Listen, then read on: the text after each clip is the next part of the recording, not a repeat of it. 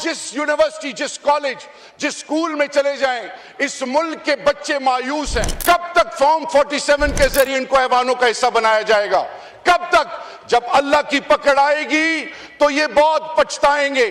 آج بھی ان کو یہ احساس ہو جانا چاہیے، جو سوائے اللہ کے آگے کسی کے اور کے آگے سر نہیں جھکاتا، انہوں نے اپنے کردار اور عمل سے ان تمام قوتوں کو ایک میسج دیا ہے کہ تم ڈٹ کے قانون سازی کرو، میں ڈٹ کے تمہارا مقابلہ کروں گا، کیونکہ میرا ہونے کا یقین اس ذات سے ہے جو حکم الحاکمین ہے۔ یزید کا دربار تھا اور حضرت بی بی زینب کا جو خطبہ تھا، وہ کیا میسج دیتا تھا؟ وہ کس چیز کی آگاہی تھی؟ وہ اقتدار کے نشے میں دھت لوگوں کو یہ میسج تھا کہ wake up before it's too late۔ Senator Irfan Siddiqui صاحب جو کہ ان کے کی سٹیک ہولڈر تھے، وہ جب اللہ کو پیارے ہوئے، کسی کو بھی زحمت نہ ہوئی کہ خاص کر کی لیڈرشپ میں کہ وہاں حاضری دیتے۔ کل آپ کو بھی خدا نہ خواستہ کوئی نہیں پوچھے گا۔ اور خان صاحب نے کہا تھا کہ انشاءاللہ یہ سارے ٹولے ایک ہوں گے، لیکن پھر بھی یہ مجھے شکست اس لیے نہیں دے سکیں گے کیونکہ ان کی ذاتی مفادات، ملکی مفادات، عوام پاکستان کے مفادات سے بڑھ کر ہیں۔ ایک 25-26 سالہ جوان جس کو کوئی نہیں جانتا، اس کے علاوہ یہ جتنے قداور سیاسی شخصیتیں آئے میدان سے جاتے ہیں، ان کا مقابلہ کر کے دیکھو۔ اگر آپ کی ضمانتیں ضبط نہ ہوئی اور پاکستان اور عمران خان اور یہ پارلیمان لازم و ملزوم ہے انشاءاللہ بازی میں لگے ہوئے ہیں، یہ بھول گئے ہیں کہ بڑے بڑے حکمران آئیں، بڑی قومیں آئیں، قوم عاد، قوم سمود، قوم نمرود، قومیں آئیں، مٹ گئیں۔ اقتدار کو جوتے کی نوک پہ اللہ کے محبوب کے آل نے رکھا، ذات کی بات نہیں کی، انسانیت کا علم اٹھایا، اور انسانیت کے اس علم کی بنیاد ہمیشہ انصاف اور انسانیت کے ارد گرد گھومتی ہے، اور یہی علم ایک صاحب کردار، صاحب حیثیت، مرد کلندر، مرد مجاہد، قوم کا ایک ایسا بیٹا جو سوائے اللہ کے آگے کسی کے اور کے آگے سر نہیں جھکاتا، انہوں نے اپنے کردار اور عمل سے ان تمام قوتوں کو ایک میسج دیا ہے کہ تم ڈٹ کے قانون سازی کرو، میں ڈٹ کے تمہارا مقابلہ کروں گا، کیونکہ میرا ہونے کا یقین اس ذات سے ہے جو حکم الحاکمین ہے۔ حضرت ابراہیم علیہ السلام کو نمرود آگ میں ڈال رہا تھا، تو میں عالم نہیں ہوں، چیئرپرسن صاحب جبرائیل علیہ السلام آئے اور فرمایا کہ آپ کا کوئی حکم ہو، تو ابراہیم علیہ السلام نے فرمایا کہ اس آگ پہ اختیار کس کا ہے؟ کہا گیا اس پہ اختیار اللہ کا ہے، تو انہوں نے فرمایا کہ میرے لیے میرا اللہ ہی کافی ہے، حسبنا اللہ و نعم الوکیل، نعم المولا و نعم النصیر۔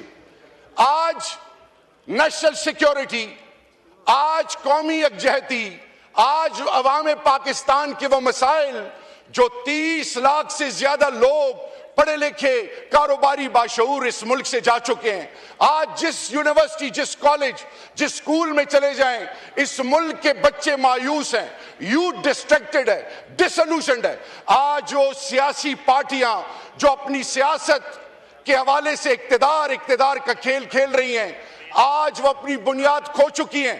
وہ چارٹر آف ڈیموکریسی، وہ سول سپریمیسی کی باتیں کرنے والے آج راگ الاپ رہے ہیں، ہم پر تنقید کر رہے ہیں، لیکن وہ یہ بھول گئے ہیں چیئرپرسن صاحب کہ ان کی سیاست تو ختم ہے۔ کب تک فارم 47 کے ذریعے ان کو ایوانوں کا حصہ بنایا جائے گا؟ کب تک؟ جب اللہ کی پکڑ آئے گی تو یہ بہت پچھتائیں گے۔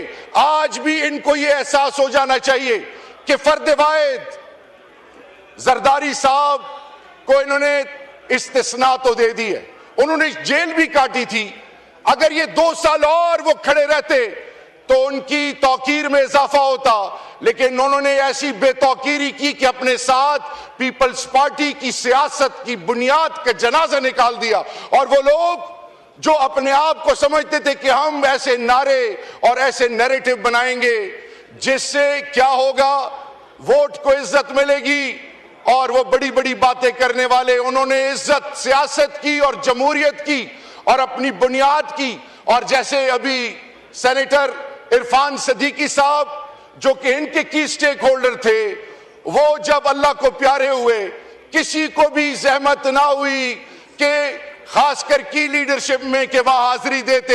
کل آپ کو بھی خدا نہ خواستہ کوئی نہیں پوچھے گا, آپ کا کوئی نام بھی نہیں لے گا.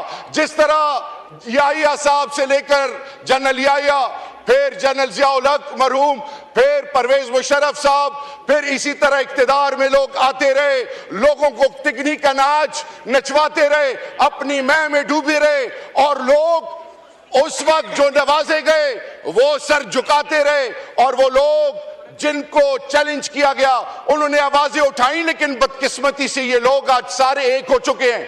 اور خان صاحب نے کہا تھا کہ انشاءاللہ یہ سارے ٹولے ایک ہوں گے, لیکن پھر بھی یہ مجھے شکست اس لیے نہیں دے سکیں گے کیونکہ ان کی ذاتی مفادات, ملکی مفادات, عوام پاکستان کے مفادات سے بڑھ کر ہیں, کیونکہ یہ اپنی ذات کا سوچتے ہیں. تو چیئرپرسن صاحب, 27th amendment is a simple mockery with the people of Pakistan.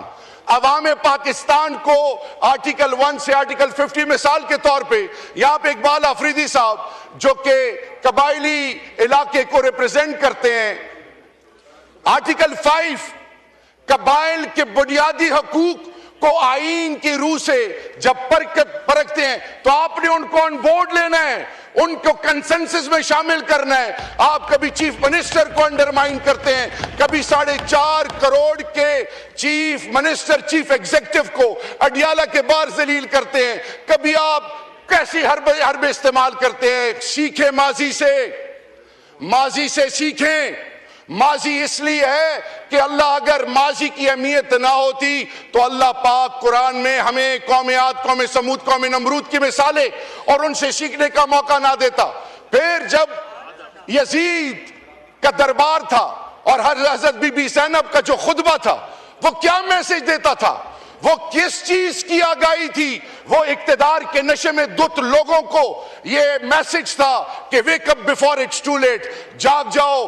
میں آپ سے یہ کہنا چاہوں گا کہ وقت کی ضرورت کیا ہے کہ جب انتظامیہ, مقننہ عدلیہ, جب ان کے فیصلے کوئی اور کرنا شروع کرے, جب 4th pillar of a state اس کی آنکھوں پہ اور منہ پہ پٹی باندھی جائے, اور پھر جب پارلیمان میں گھس بیٹھیے آئیں, اور پھر جب ملک کی مفادات پر سودے بازی ہو, تو ایسی قوموں پہ نہ اللہ کی رحمت آتی ہے, نہ ایسی قوموں کے فیصلے ان قوموں کے بنیاد کو جوڑنے کا ذریعہ بنتے ہیں. آئیں, ڈر کس چیز کا ہے, ڈر کس چیز کا ہے؟ آئیں عوام کے سامنے جاتے ہیں. آج اسپیکر صاحب نے کہا کہ میں نے خان صاحب کو 2 دفعہ شکست دی ہے. میں آج اللہ کے فضل, بڑی بات سے توبہ, پاکستان کے کسی ضلع میں ایک 25-26 سالہ جوان جس کو کوئی نہیں جانتا, اس کے علاوہ یہ جتنے قداور سیاسی شخصیتیں آئے میدان سے جاتے ہیں, ان کا مقابلہ کر کے دیکھو. اگر آپ کی ضمانتیں ضبط نہ ہوئی